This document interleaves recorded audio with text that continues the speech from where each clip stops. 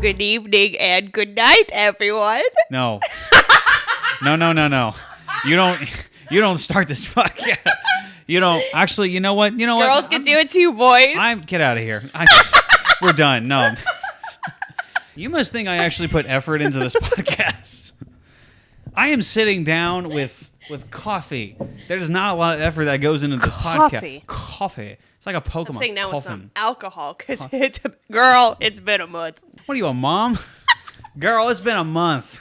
Shoo. Y'all. Shoo. That's Southern mom hospitality right there. I really don't know how to start shows. This is a problem that I have as a human being. If you have any suggestions for me how to start the show, comment down below. I need help. If you're also a psychiatrist, I don't need you, but I would like your suggestions.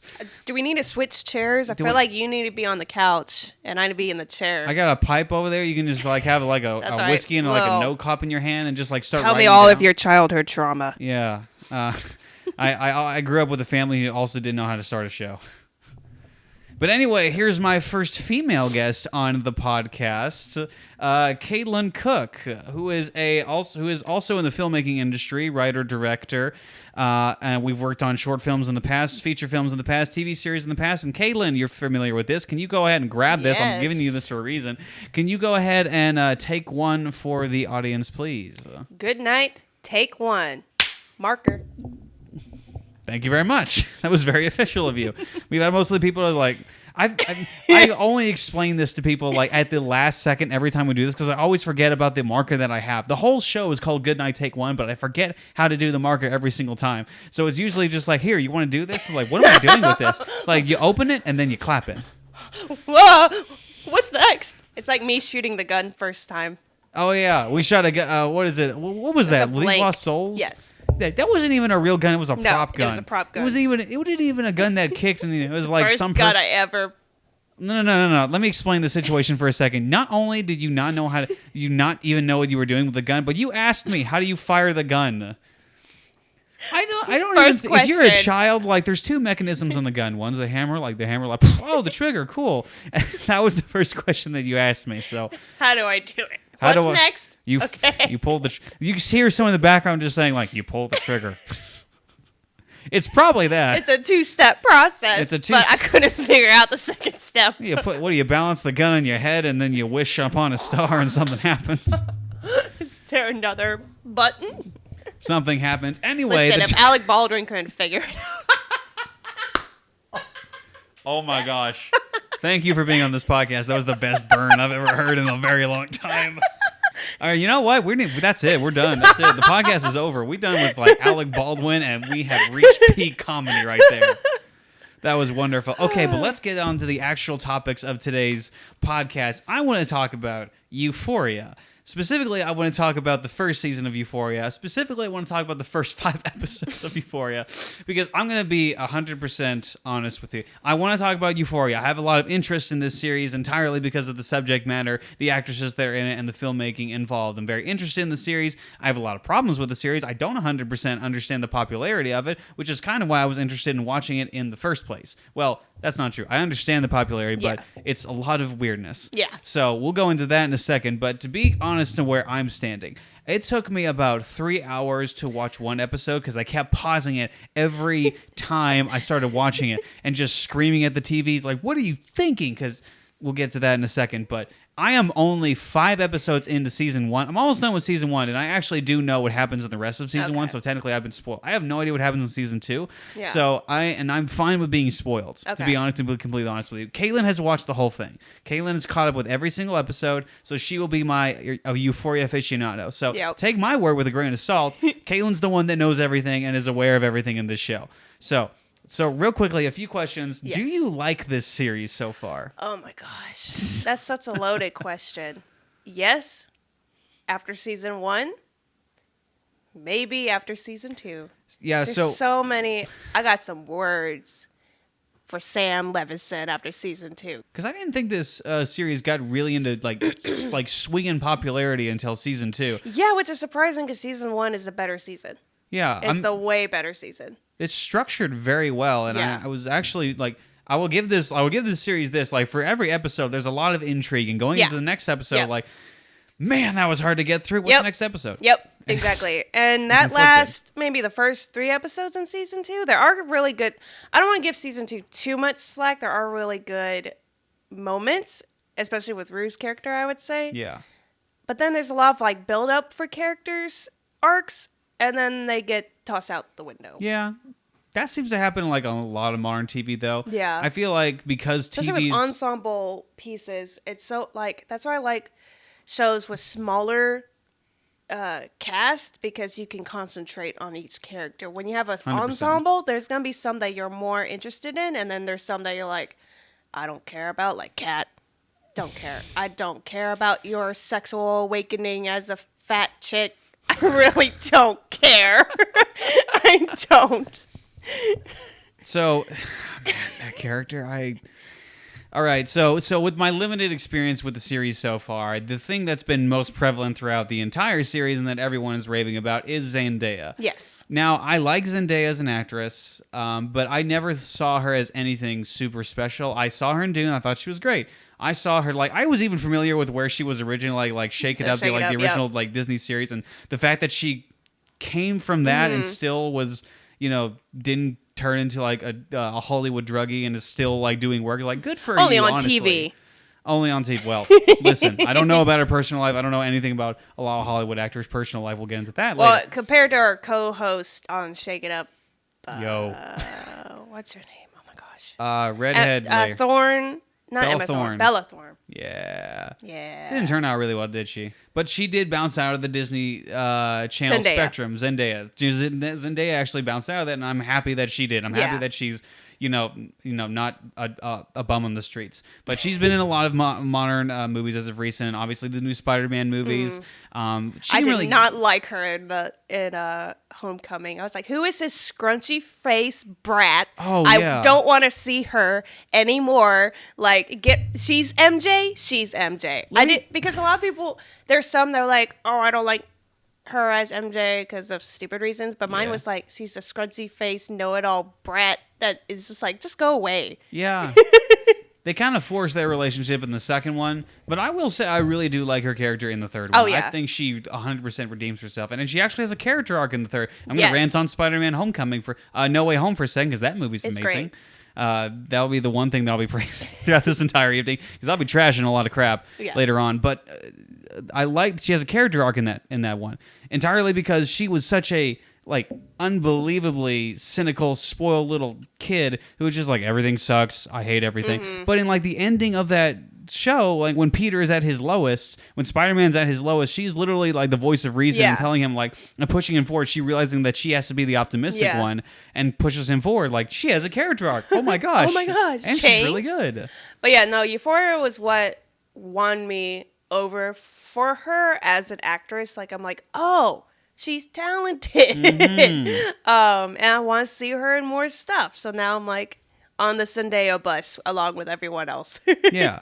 I mean, you see 100% threads of what she was in Spider-Man Homecoming, a better version of it in the first few episodes. But it wasn't, I can tell, probably episode 4 to where she really started to shine. There is going to be spoilers in this. I didn't realize I'm saying this now, but there is going to be spoilers for Euphoria. So if you have not seen it, keep watching, because I need viewership.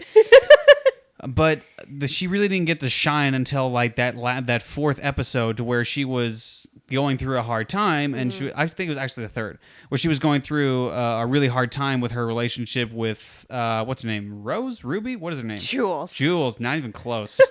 Jules. Like, she got Ruby. I have no idea how we got in there.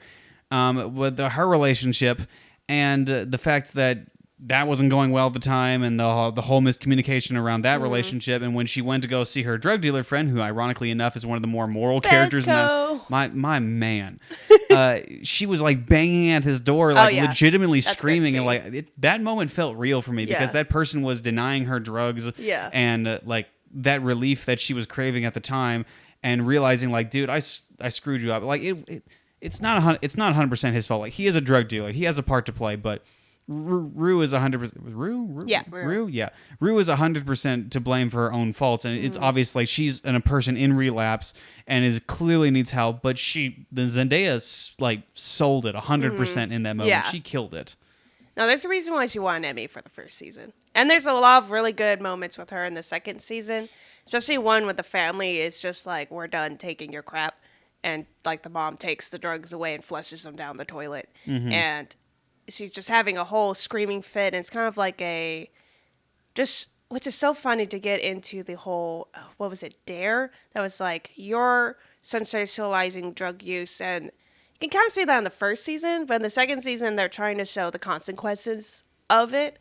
Especially with that moment of like, she's tearing down every relationship, which happens a lot with addicts, because the addiction is like their sole purpose. Like nothing else matters. Their relationships stop mattering because that's how much it affected their brain. Yeah. And so it's like, she yells at her mom, she yells at Jules, she yells at her sister, and it's like everything is like everyone is against her. Like, all these people who love her and want to help her is like against her because they're taking the thing that she's addicted to away. So it really shows like how destructive addiction is. Which going back to the whole Dare thing, it was kind of funny. I'm like, oh yeah, drugs are so much fun, ruining all your relationships and making you ugly, snot, gross withdrawal. Because they showed the whole withdrawal process in another episode in season 2, and it's like, oh yeah, totally sensationalism. I do like with the whole title called Euphoria. I'm not 100% sure if this was the whole meaning of the show. I feel like it is, but again, with our current culture and the whole moral spectrum of what's right and what's wrong at this point, I don't know if this show was going for this, but what I got from it is that the whole Euphoria meaning is not necessarily like solely on drugs. Yeah. It's every single character in this series has something or somebody that is making them reaching this point of euphoria or happiness. Yep. And they are just like everyone, so many characters in this entire show say, I love you, I love you, I love you. And it's like, none of these characters actually know what that word means. Like Zendaya's character describes the word love in this. It's something like, I'm going to try and do Zendaya. It's something that you can't live without. Like when she's not in the room, you just feel terrible. Like that's not what love is, lady. Love is 100% like a self-sacrificing thing. It's like at some point that even when you're angry at this person, even when you're furious at this person, you put aside your own personal problems, and it's a sacrificing thing. Like you love this person in despite of their flaws, and the same person for you. It's a vice versa. At least, like, I'm not going to be 100% preachy about this. I'm not going to be the moral spectrum of this, but I am saying from what I've been taught and from what I've grown up with, that's the true definition of love. And this definition of love that the characters in Euphoria keep telling each other, and it's all the characters. So all the characters say, I love you, I love you, I love you. But it's that idea of that thing that makes me going back to you as if you are that type of drug that I'm addicted to. I'm addicted to the feeling that you give me. Yeah. That's the euphoria thing. And I think you hit the nail on the head. Is like is seeking that high, that happiness, that, state of, I want nothing else but this. Another good example of that is like the relationship between Maddie and Nate. Even though it's abusive and destructive, like they give each other that euphoria, that high. Yeah. Especially for Maddie, being the abused one. There's nothing. She doesn't know anything else. Well, she doesn't know any other. I mean, in this episode you just watched, was like all she sees is like her parents not speaking to each other. So that she doesn't want that. So this thing that Nate gives her love and her attention. And even though he abuses her, she still thinks, oh, well, that's what love looks like. Because he listens, it's every other girl, abusive or not, in kind of a weird relationship. It's like, well, he's the only one who listens to me. He's attentive and like makes you feel like you're the only one in the room and all that. Yeah. And then when you don't have it, you're just like, what happened? That reality. It makes you question your reality and your existence when that person stops doing that for you. Yeah. It really shows the whole wanting to continue that high. Yeah. And that once that high ends, and it does end for every single relationship, and any old couple will tell you that high eventually ends after the second year. Yep. And it becomes a partnership. It becomes how well do we work together for the future? And that's clearly, evidently, like not what again, they're kids. Like we all went through this relationship. It's like we find that person in high school, or like you give me that feeling that I so desire, and that feeling is new for every single person. And it's like, oh, I've never been like quote unquote in love before, even though we don't 100% know what love is. And you feel these emotions, and you want to continue to feel these emotions. And when those emotions are gone, you're wondering like, why are they gone? I thought this would be like this forever, and then it's confusing. Like, why can't we go back to this? And that's why people break up. It's like, well, I'm not satisfied with you anymore. I'm going to leave you and find another person that's new and exciting. And when that's over, you'll give that person a break. And I think that, like, it's because these characters are these characters like in their 30s, but the actors are in their 30s and 20s, but they're playing high schoolers. There's like freaking Nate Jacobs, who's like a grown man. Yo, this man is 30 years old. Like, I can get like the thing I love about Zendaya is like she's a very attractive, very gorgeous person, but she's also there's a natural feel to her. Like, she's not like an unbelievably attractive model. To where like you can never aspire to be that level of hotness on a daily basis. Like no one can, especially can like maintain that. But Zendaya has like a quality about her that feels normal and natural, and she's still very attractive. Nate is a 30-year-old in a high school body. What's going on there? People seems like, and he's a tall, giant man. I know. He's towering over high schoolers like, this is not right. I feel like I'm watching a crime documentary. Like, this is not cool. Like, everyone part the seas, Nate Jacobs is coming. Yeah, it's like, remember that scene in like Madagascar? Like, I think Moto likes you. I like him big. And he's stepping God. on like other. That's what that guy is. 100%. And that's how big that guy is too. He's humongous. Like you put I understand that they're like abnormally large high schoolers, and you think like see like normal high schoolers, they have beards and they look like Gandalf, but they're 14 years old. It's like, what's in the milk? What's going on Truly, here? like what has your mom been going feeding to one you? high school graduation, like all the dudes had beards, and I'm like, I don't like this. First of all, none of you can trim.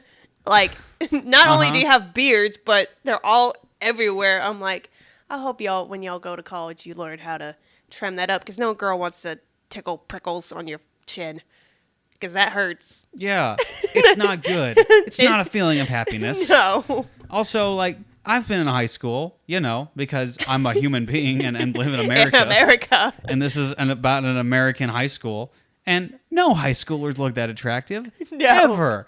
Like, even the attractive people don't even look that attractive. Nope. Like, there are definitely elements of the show. I'm going to start trashing it now.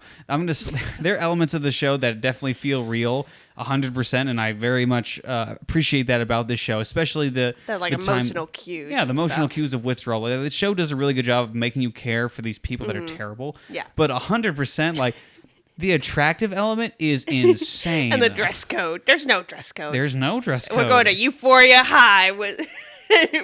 I've seen, like, what is the girl that's going out with Nate? Maddie. Maddie. So I see what her mom is and who her mom is. Yeah. Like, I've met moms like that. That mom, if she saw what she was wearing on a daily basis, would slap that. No, yeah. Like I've seen Hispanic moms, like they are very like Hispanic moms are like the people who can like switch on a dime. Like as soon as you walk in the house, like, can I get you something to eat? You're like the sweetest people on planet Earth. And if you make them angry, they will kill you. They'll boomerang their chakra around the corner and hit 100%. You in the head.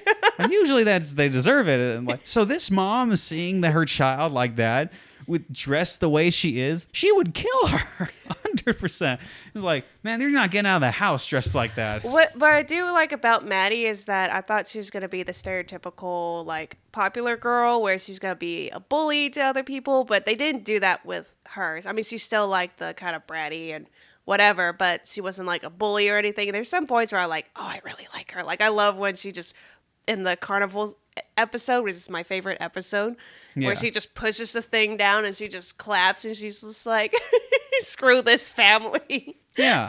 I mean, granted, like, everyone in that family is a horrible person, except for the mom. I don't know anything about the mom, but she seems fine. Maybe she's, I don't know, like, evil behind the scenes. Maybe she's raising the new, like, Nazi Germany in the background, but I don't know. Maybe that's possible because everyone in that family is a horrible, disgusting human being.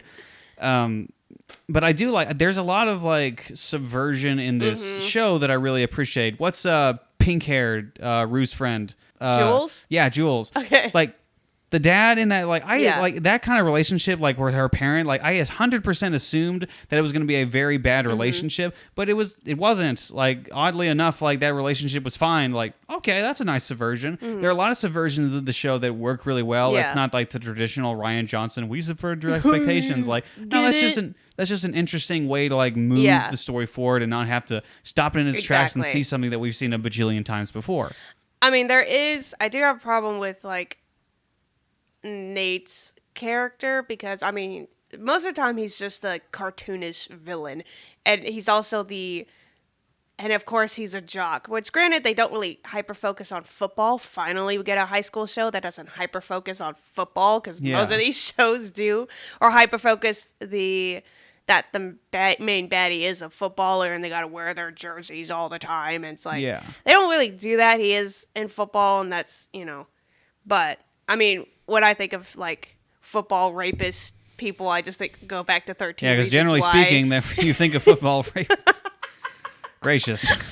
I think of these guys. When I think... Hold on, let's rewind that. No, because... And I call this genre teen... So they're supposed to be called teen drama, but I call them teen trauma for obvious reasons. Yeah. And that goes with... So that would be like Euphoria, 13 Reasons Why, Skins, Degrassi.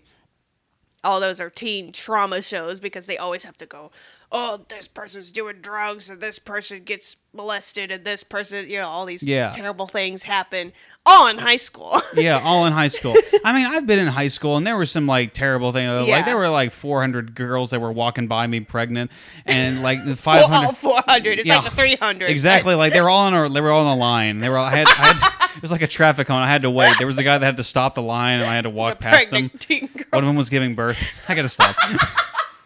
So, but yeah, I've been through high school. I realize that there's some true facts about this, but obviously, like a lot of this stuff is very exaggerated. Oh yeah, like to the nth degree. Like with Nate, like in a lot of ways, he's a very cartoon villain. Oh yeah, like the part where he's like showing up at people's houses. Yes. Like he comes out of the shadows. Like, are you Batman? No, there's what a happened? scene in season 2 where he's literally at Maddie's house and he's like in the corner with a gun in the shadows. Oh, all right. It's just like, who are you, the Riddler? Yeah, I mean, the Riddler from Batman. Like this was his. No. Euphoria is actually the Riddler's origin story. It's actually Nate. He somehow shrank. He shrank and got a baby face. That's exactly what happened. No, this wasn't supposed to happen this way. Spoilers for the Batman. He just gets a humongous Batman obsession, moves to a place called Gotham City. No, I have to. So for context, I work at a movie theater, but I have to rewatch that scene over and over again to say, no. The most over the top scene in that movie is like, you did really good with that. Yeah. And then you did that. Yeah, you did that. Sidetracking, one of my favorite lines that I never get tired of. I mean, if you've seen the Batman, you know what I'm talking about, but it's just the cop going, "Let's go, pencil neck."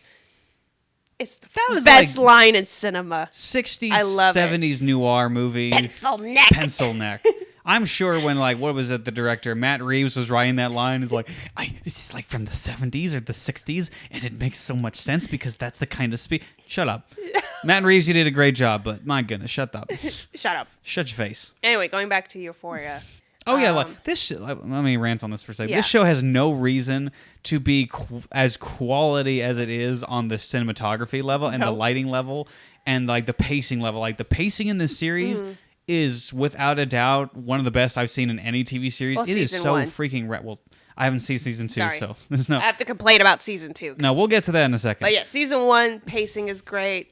Lighting's great. Yeah, lighting is so good. Like, one of my favorite shots was a shot that was following Jules on her bike, like just through a forest, and it looks like there was a car following her, but it was not a car following her. It looked like there was something out of a Shining. Oh yeah. Like that shot is gonna stay with me for the rest of. Like that shot was freaking amazing, and it was creepy and it was intense and it was perfect for the scene that was about to unfold with super Gotham Riddler coming in and being so creepy and weird. Yeah. So another issue that I have, and you can jump in with this, and if you have a thing, I'm very conflicted about this whole show because there's a lot of scenes where I can definitely tell the intention of certain scenes, But I'm also like really conflicted because I don't know if the show means to say like this is good or this is bad. Right. Because there's a lot of things that are like morally reprehensible about so many of these characters. But at the end of it, like I'm not 100% sure if the show is saying like this is good or this is bad. Like there are certain scenes where I'm like this is not a great thing, but I can't really tell if the show is taking a stance on it or not. Which I do appreciate that it's not in your face with everything. Like this is right and this is wrong, and I feel like the show is legitimately giving the audience the choice to choose if this is right or wrong. But I'm not sure. What do you think? I agree. There are some parts where you're kind of like, wait, is it saying this is a good thing? Especially with... Is this better? Okay, especially with certain... I mean, obviously the whole, like, Maddie and Nate, like, I would hope that the entire audience is screaming at her, don't go back to him, don't go back to him, leave him, leave him, leave him. Yeah. But then there's some parts, like, with... And you see it with, like, on TikTok, like, actual audience reactions where... Granted... I think more people were like, oh yeah, Jules and Rue should break up because it's not a good relationship. They should work on themselves more. Yeah. But I feel like the first season, a lot of them like, oh, Rue ex Jules rules and da-da-da. It's like, no, that's not a good relationship at all. Like they're both, doing bad. They're not terrible people, but it's like Rue needs to get off drugs and Jewel has some other stuff that you find out later through her. So there's... For context, there's 2 special episodes in between season 1 and season 2 because the pandemic, but they still wanted to film stuff in between. And they're basically just character episodes of Rue and Jules.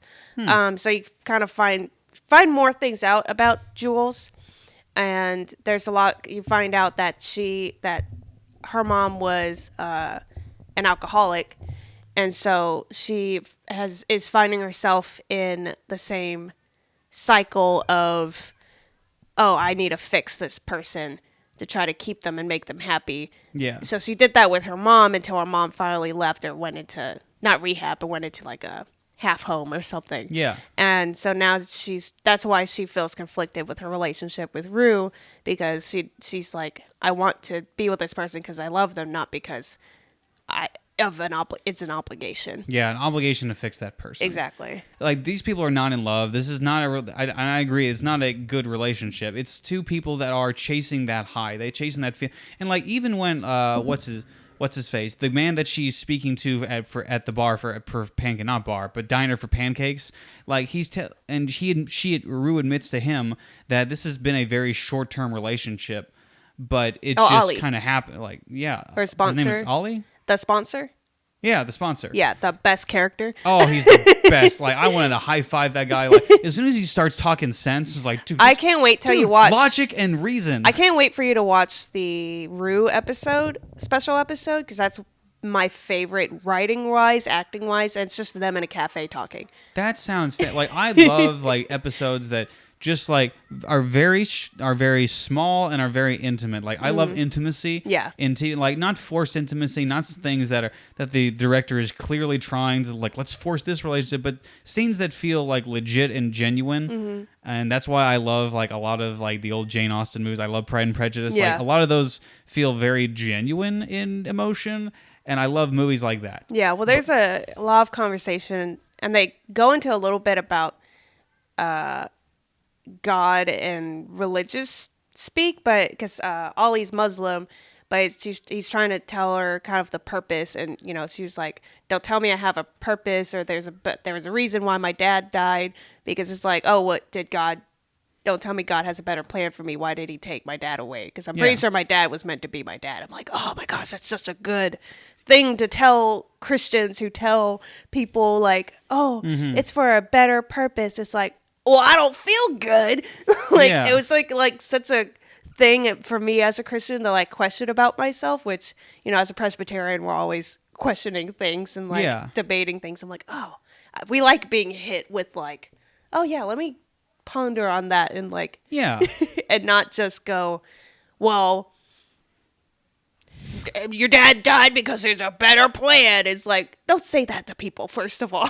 Yeah. When their loved ones die. It's not helpful for someone, like, I think, and I will speak as myself as a Christian, I do think there's a lot of like Christians out there who 100% like ignore the compassion aspect to those things and forget that this person is going through a horrible traumatic time. Now, like obviously encouraging them in that spiritual way with God in the spectrum is obviously necessary, especially because if that person is a Christian, obviously you wanted to direct them closer to Him, and obviously like most of the things that I've gone through in my life, the hardships that I've personally gone through, it's been evident that it's been getting to me to this point in my life, and I have the saying of, I don't know if I've coined this. I'm going to call it right now that I'm too old. I'm not even that old. I'm too old to not believe in God because I've seen evidence and things to say the contrary. But obviously, like everybody's different. Everybody's had different lifespans, and it really just depends on who that person is. And again, that's why I like this character in this show, because he's not telling her the things that she wants. Ollie's not telling Rue the things that she wants to hear. That this relationship is going to last. This relationship is 100% going to last. Like, no, like things in high school don't matter, and they will not matter outside of high school. Like the real world will destroy you 100%. Especially if you keep doing these dang drugs. Like, some would say. So no, he's one of the better characters, and season 1 was so good. I need to go back and watch season 1 because season 2. Yeah. Like the carnival scene in season 1 was so great because of how the filmmaking. There is still care in season 2, especially with they're trying to go for a new look, which I mean, kudos because you want to change it up. Yeah. They shot it all in film in 35 millimeter, I think. Really? Yeah, and there's a lot of like 70s inspired shots and zoom ins and stuff, but then there's some stuff that was so. Like, I mean, if people thought season 1 was pretentious, there's stuff in season 2 that's like, oh, let's hang on to this shot forever and then play some, like, music behind it. And I'm like, the pacing. And then to top it all off, I mean, I can't wait for you to watch the season finale of season 1 because it makes you go, what the heck was that? It makes you want more, and you're like... you saying that does not make me want to watch the season finale of season 1. No, it does because it's so good, and then season 2 happens, and the first episode's great because it's kind of like the carnival episode where you have all these characters in one place and you got different things going on, and it builds up a lot of stuff, and then the rest of the season happens. Yay! Where... there's a lot of things that they introduce, and then they drop off. And there's a big thing. So for spoiler warning. Do it. There's a thing that's introduced in the very first episode with Fez and Rue. They get caught up with some drug dealers because something happens at the end of season 1, so they gotta fix it. So they go to this drug dealer's house, and they introduce this like main drug dealer lady.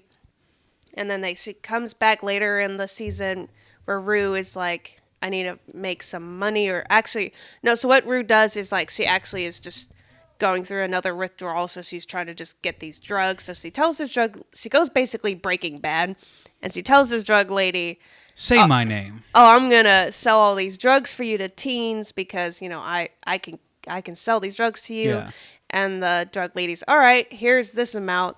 But if you cross me, basically gotta kill you. This woman's in high school. What are you talking about? No, so the drug lady is like an old lady. No, I'm talking about Rue. Like, she's in high school. Yeah, dude. So they set this whole thing up, right? And then in the withdrawal episode I was talking about earlier, the mom and Rue's mom and Jewel flush all this drug lord's money down the toilet. So Rue's freaking out, right? Oh. And so she's like, you don't know what you did. And it's this big thing. And you're like, oh my God, they're going to come get the family. And then there's one part where there's the best episode in season 2 is like Rue, the mom is trying to get Rue back to rehab and Rue runs away. So the whole episode is Rue running away and going to other people's houses, other characters. Like we're describing Narcos season 3. And so she ends up at the drug lord's house, and the drug lord kind of false mommies her, I guess, or I don't know what the term would be. That was weird.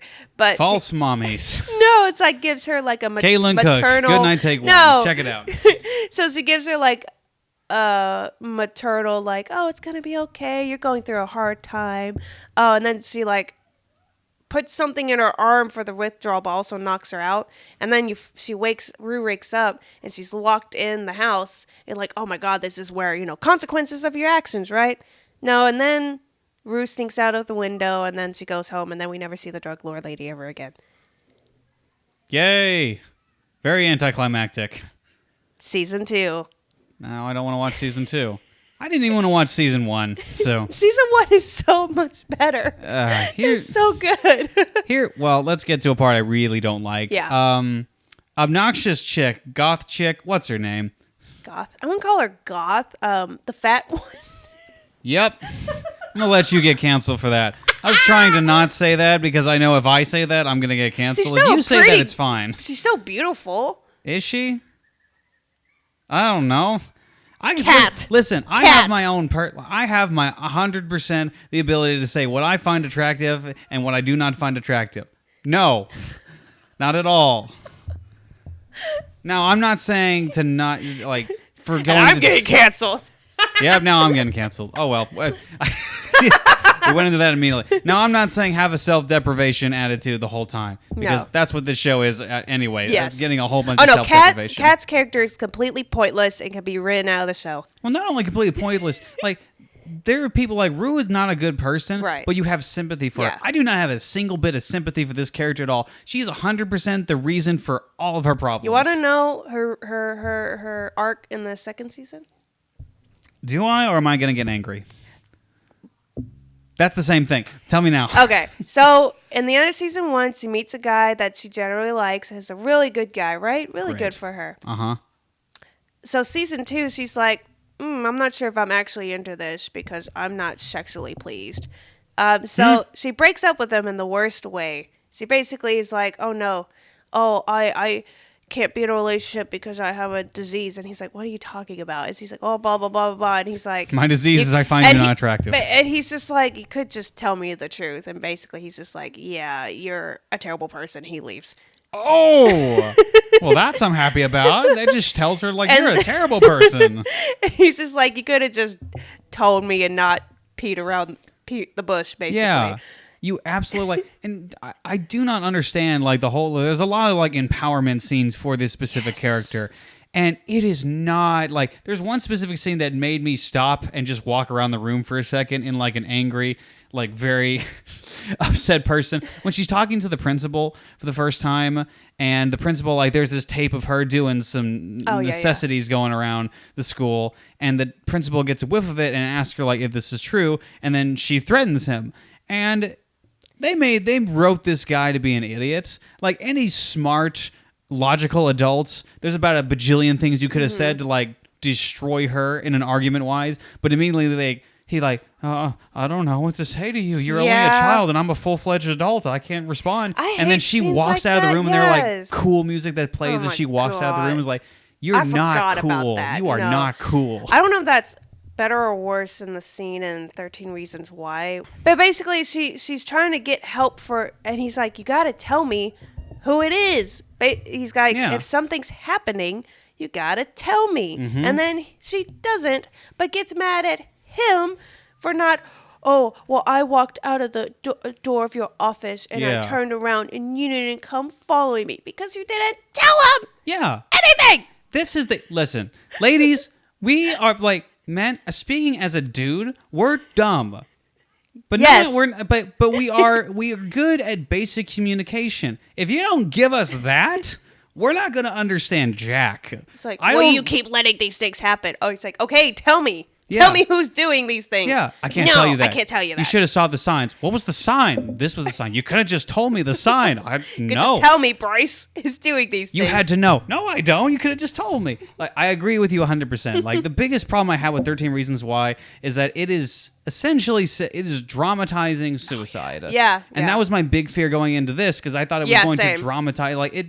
And to many degrees, like Euphoria 100% dramatizes this. Like it shows the bad side of things, but not. I don't really think in a way where it's because a lot of high school life is really about finding purpose and finding yourself, Yeah. and especially this modern generation who is so freaking confused about everything Yes. all the time. Everyone just doesn't know what to think anymore. And what you present this show in a way where your problems are very much on screen, and a lot of high schoolers can relate to the things that are going on screen, but it's dramatized in a way where having these struggles and having these problems in your life is almost like applauded and like, what these characters are not good people at all. Like, No. and I like that on purpose, but Yeah. that's not something that you should aspire to be. Like, I'm Right. not going to aspire to be Rue. I'm not going to aspire to be any of these No. people. Like, if I aspire to be Nate, I need you to shoot me. Like, that is like, none of these characters are anyone to aspire to be except for what is it? What's his name? Forgot his Ollie. name. Ollie. Like, that guy, be Yeah. that guy. But anyone else, like, no. And even Ollie has flaws that you learn about in the special episode, where it's like, oh, he has done bad things when his addict days. Yeah, Like, well, you he find had out- to have if he was yeah, there. exactly. So I like that they address that. Like, he's not coming from a place of I'm better than you, but it's coming from a place of I've been you, Yeah. essentially. And I appreciate that. And again, like, from the Christian perspective, like, I would not like go out there as like, I am moral than now. I am more moral than thou. Yeah. But like, which is a lot of what other Christians go about. You need to go about it in the point where God, regardless of all of the things that you have done in your life, with all the sins, like the point of a lot of reasons why Christians a lot of reasons why people are drawn to Christianity is because there is a merciful, powerful God at the end of it, a God that is seeing you through your flaws and despite everything, like despite all the horrible things that you've done, pushes past that and says, "I forgive you, I accept you as my own." Now, I'm not saying you need to go out there and be a reprehensible, horrible person and God will Right, still forgive find you. it, yes. You still need to like pursue It's righteousness. that comfort of, oh, there's always this eternal love, no matter my mistakes, and that when I repent, which is the action, a lot of people, I found this out through teaching, where it's like confession is confessing your sins, and then repent is the action. A lot of people think repentance is the confession. It's not. It's the work you do to change. Yeah. And enlighten yourself in a way. Yeah. Work is not going to get you into work's not going to get you into heaven. Work is not going to save you, but it's the obvious point that God is working in your heart. Well, it's like the you do these seeking things of God's heart, not good works like, oh, if I just fix this table, I'll go to heaven. No, it's that let me repent and continue to seek. Yeah, I mean, if you're a Christian, there's going to be a change in your heart. There's going to be a physical change and an obvious change in your life, like the one to pursue these things, not because like it's inherently fun or like great, but it's because you have a desire in your heart to please the one that has given you all of these gifts in your life, and you are very thankful to God and very gracious to Him and humbled by that you want to please Him and you want to pursue this relationship with God. And again, that's what we were talking about beforehand with prayer. And again, like I want, that's why I was really interested in originally pursuing watching this show, because I do want to, because I am a Christian. I do not think I'm better than any of these characters, but I do like have a different mindset than a lot of the people in the show, because I don't think anyone here is a believer. No. And like I am interested in seeing that perspective in a world where you're not pursuing, there was a bang on the door. Listen. Kids, Okay. listen, children. Okay, It's we're back. great. I was complimenting her top of tiger cats, which I realize is the same thing because tigers are cats. Yes, they are indeed of the feline. Fantastic. So let me ask you about this. This is a part of... Please don't. But do it anyway. No, this is some of the contingent or topics that go around this show of Euphoria. Should this have been set in college? Yeah, because everyone looks like they're 40 years old. Well, no, I think a lot of people talk about how they're uncomfortable with the underage sexual, aspect of yes. it, like that's yes, 100. Yeah, 100%. This should have been set in college. Like it is so unlike. Again, a lot of the reasons why I'm stopping the show and like leaving the room and having to come back in, like, okay, just get through this. Like, there's a lot of underage elements about this thing that really make me feel really uncomfortable. Like, and I don't maybe that really was the know about point, but also, and here's my biggest thing with like teen shows. They're labeled as coming of age. You don't come of age at 18. No. Coming of age to me is like 18 to 25. Yeah. That's when you're like, oh, that's the world. So I want to see like that show, that college. Oh, I'm fit, because high school is so structured. Even though it's messy, it's still very structured. You get up this time, you do your homework, you get this grade, you go to the next grade. You get up this time, you do this class. But with during even college, and then you have work, and then you're like, oh, my coworkers, my friends, but they're the only people I see, but then they're not my friends. And then, oh, well, there's this relationship and dating. It's like, oh, but then you figure out what you actually want as a partner in the future. It's like, there's so much more you figure out, and you're having to figure out during that 18 to 25 age range versus the 14 to 18 range. Yeah. I really do like your point. Like, there is a lot that high schoolers do need to figure out about, like, who they're going to be when they get older. And again, especially with the age of information and the fact that we know everything, and we have everything at the tip of our hands. We have all the information in the world at the tip of our hands, and yet we're kind of dumb. And by kind of dumb, I mean we're really stupid. I mean, it's very evident by a lot of people in the show. Like, it's clearly affected them. The show, again, in a lot of ways, very much touches on that, but I do think it's similar to 13 Reasons Why in a lot of areas, and I don't think that's a good thing. And there's going to be a season 3, and I hope that's the last season, because season 2 is so anticlimactic and did so many stupid things. And Sam, get a second writer to look over your stuff. People stop saying yes to Sam Levinson, because, my goodness. There's a bug on my mic. Get a second writer to look over your things so you're not so far up your own butt. And that you can finish character arcs. Thank you. It's clear you have opinions now. You want to do that lady rant like, I'm a lady with an opinion. Yeah. Yeah. I think that's everything I wanted to say. Yeah, get it all out now, because this is going to be your personal therapy session. Why don't you lay down on that couch? We'll actually go through your feelings real quick. No, get it. But put your freaking face in the mic, woman. That was the biggest thing. It's like, get a second writer, because one person trying to write this whole show, that's insane, because most shows have a writer's room. Yeah. I mean, there needs to be, like, consistency. There obviously needs to be, like, Star Wars. There needs to be consistency in your shows and, like, throughout everything. But... yeah, I 100%. Like, it's a series. Like, that's a lot of crap to, like... and an ensemble piece bring as together. well. Yeah, ensemble pieces. Like, it's not one person that's creating this thing. It's a team of people that are coming together and trying to, like, get a team, my dude.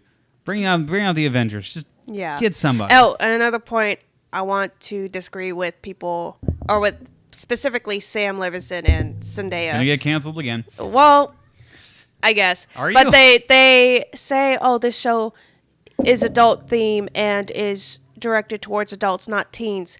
But the main characters are teenagers. So obviously teenagers are going to be watching this and relating to it. So shut up. Yeah, once again, I have no idea. Like, the demographic of this is really confusing to me, because it clearly does seem like a show for adults in high school. And again, why are adults watching this? That's creepy. That's underage. I mean, listen, I'm a sucker for teen trauma shows, but maybe that's now I'm older. Now it's like, I want to protect the children. I'm a mom. For the children. But teenagers have been watching this and, like, don't have that part of their brain where they can... It goes back to the moral ambiguity, where it's like, some teens will get it and then some teens won't, and will be like, yes, queen. It's like, no, queen. Man. So, yeah. All right, the queen part. Neat, thank you. So, yeah, if you're a young person, number one, if you're a young person and your family's letting you watch this, horrible parenting on their part. But no, like, no young kid is watching this and, like, making that judgment call in their brains, like, that's not a lifestyle I want. Like, no, that's kind of admirable. Yeah. Like, it's really not. Or they'll grow up and they'll watch it again and goes, oh, this is kind of a messed up show. Yeah. I mean, I'm watching it and I'm really reliving my high school years to the detriment of my soul.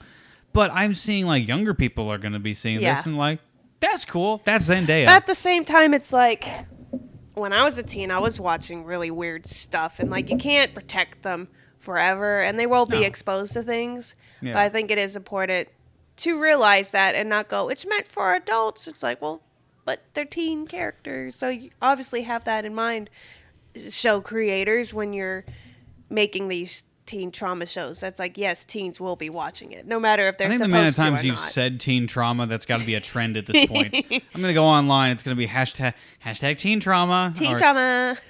Like, Kaylin. That's a genre. Teen trauma. It's now a genre. I'll continue to watch it and just scream and self-hatred the entire time, which is what the characters are doing, so it's rubbing off on me. That's right. I appreciate that you enjoy certain aspects of it, and I'm not going to watch season 2 now, so thank you very much. Let's move on to a different subject. Yes. A certain subject that is somehow the biggest subject in America right now, because Hollywood's got a Hollywood, and Hollywood's got a celebrities got to make everything about them. So everyone knows what this is, but I'm gonna explain for the 3 people that didn't know about it. So at the current Oscars event that no one on planet Earth was watching except for like for moms in their basement who are confused as to why everything has changed and different and political now. At the event, Chris Rock came out and made a joke about Will Smith's wife that some could say is a little insensitive, and some could say it's very insensitive. And then Will Smith, I guess, made a judgment call after he laughed at the joke, walked on stage and slapped Chris Rock in the face in front of the 4 people that were watching it around the world and all of Hollywood and during the freaking show. And Chris Rock did not know what to say or do. And then Will Smith decided to curse at the guy and said something about my wife's name in your bleeping mouth. I quote, keep my wife's name out of your bleeping mouth. Yeah. Keep my wife's name out of your mouth. And then you just translated it in the most sassiest lady version as you possibly could. Have to. Yeah, you have to. It's part of who I am. It's how I am. Queen. Go slay. I'm not. Yeah. So, and a lot of people are coming out and saying it's a hoax. No. I mean, even if it is a hoax, it got everyone talking. Like, I don't care who is saying, like, it's a hoax. Like, you're talking about it. Whatever, like, you think about it. Like, I don't care. That sound of the slap. Oh yeah, the sound of the slap. Some would say. No, I don't think. not a hoax. I don't think. Like, personally, I want it to be real because it's hilarious. Oh yes.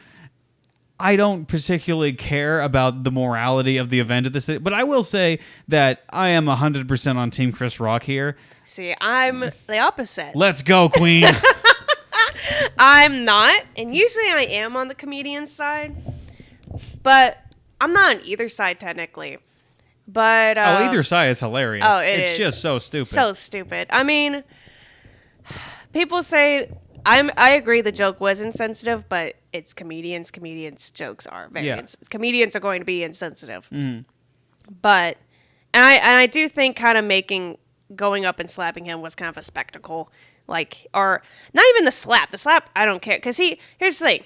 He popped him, then he walked back down, he sat down. I think the only thing where I disagree is cussing at him from his seat. Like, dude, you slapped him. He got it. Like, move on. But think about it this way. Do you think that Jada would have done the same thing if Will Smith was insulted in the same way? I'm gonna trash on her for a second. This is what I think of Jada. I think she's not a particularly good person because their marriage at this point, she's been sleeping around with other people, and I don't think she particularly cares about Will Smith in the same way that Will Smith cares about her. I think that he 100% wanted that relationship to be just them two, but then she went out and doing other people. I don't think that's how marriage should work. I don't think that's how it would work at all. That's such old news though. I feel like they've been through that by now. Maybe they've been through that, but I don't think in any way, shape, or form that she would have done the same but thing. You're I think kind this of is like judging her on one act. Because if it's a pretty big act. Well, true, but would you think the same thing about Will Smith 100%. if he slept? Okay, fair 100%, enough. 100%. But at the same time, it's like, well, going back to like Euphoria, it's like, are you going to judge the character of Ollie for all of his terrible actions as an addict, even though he's improved on himself? I appreciate that he's improved on himself, but I am saying like this is a completely different situation. I do not think and I do have some sympathy for Will Smith in this scenario. I do appreciate that there is a man standing up for his wife. That's fine. That part I agree with. I get that, but I also think like you have now turned an entire event that was never ever directed on you. You've made this whole situation about you. I don't think Jada said, "Hey, go slap him for." That's all. Will Smith did that all on his own. I know I'm trashing Will Smith now. I'm not trashing Jada anymore. Okay. I'm trashing Will Smith. Fair. He made this entire Oscar ceremony about him in that moment. He could have respectfully gone. And he wins the friggin' Oscar and has Christ Fest. I'm just like, I don't know. But my thing, I don't agree with the whole spectacle or whatever, and I do appreciate, someone standing up for their wife because you don't really see that a lot anymore. No. At all. But my biggest thing that I disagree with is people going, Will Smith was so violent. Chris Rock could press charges on him. Really I'm like, wasn't. He kind of that was him. a slap. Hang on. What kind of prissy, sissy, pinky up in the air, tea sipping boarding school did you go to think that was violent? A little slap. Yeah, welcome to Texas. This is how we greet one another. Exactly. Like, have y'all never ever seen a school fight? Yeah. Like, I literally shush your mouth if you... Such violence. Oh, clutch my pearls. Like, shut up. I greet my family with similar slaps.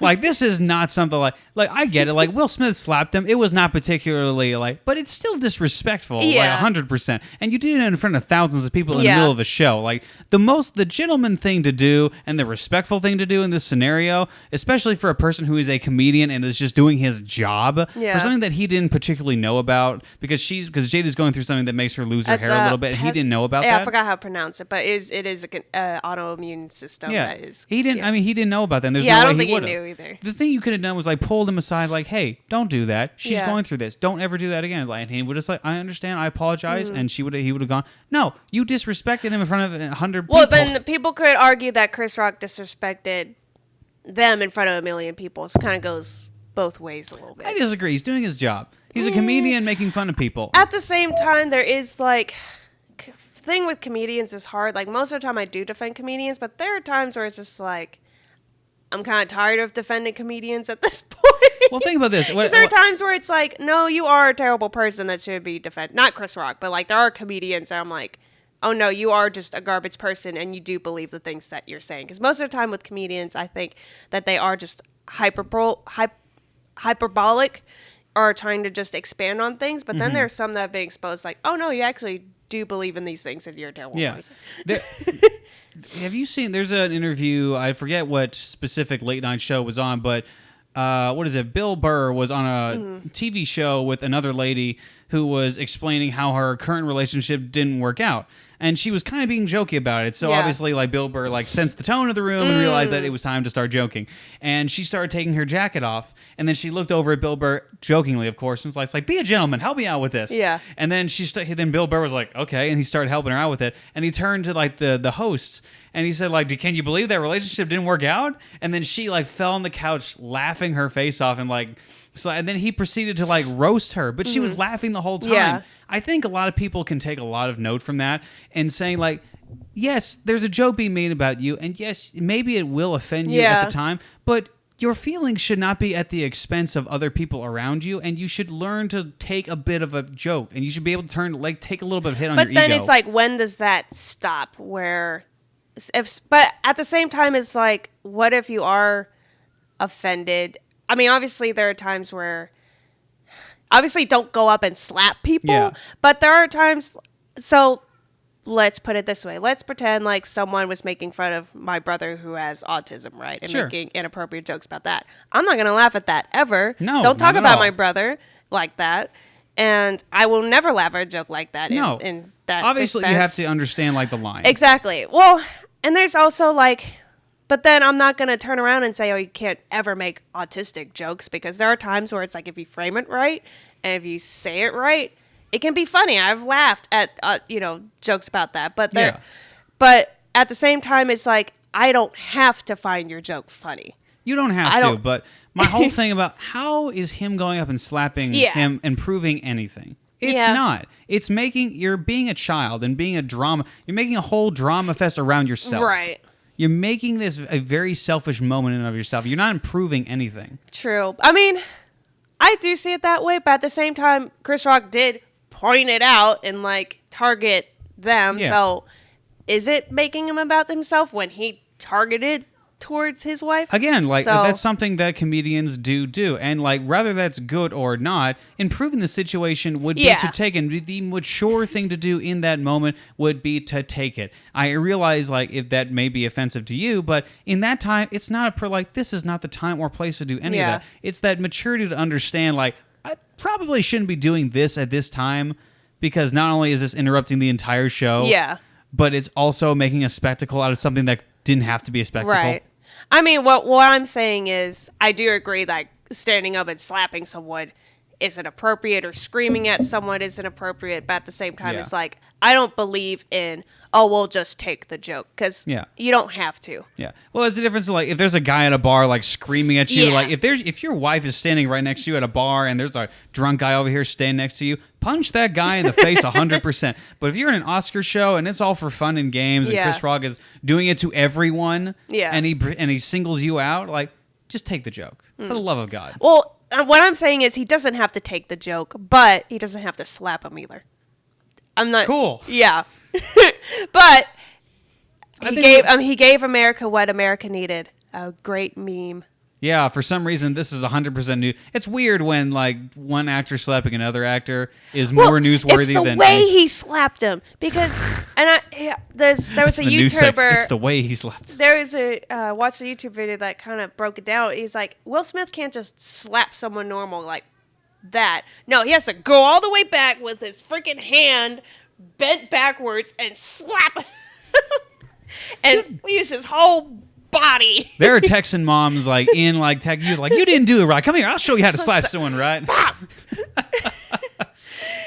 Let me show you how to slap someone. I'll tell you how to slap somebody. I can't wait for all the memes to come by. It's like, here comes the man in black. It was instant. Like the hour it happened, there were memes. It was instant. Goodness gracious. You know how the Men in Black theme song goes like pop pop at the theme of it? Here comes the Man in Black. Pop pop. I would not be surprised if that already exists. And also, everybody hates Chris. Oh my gosh, there's one thing. Hold on. Holding on. We're holding on, folks. Hold on. I gotta find it. I'm probably gonna cut some of this out. It's gonna be him walking up, slap, and then freeze frame. Everybody. Oh no! What did Chris Rock find on his face the next day? Fresh Prince.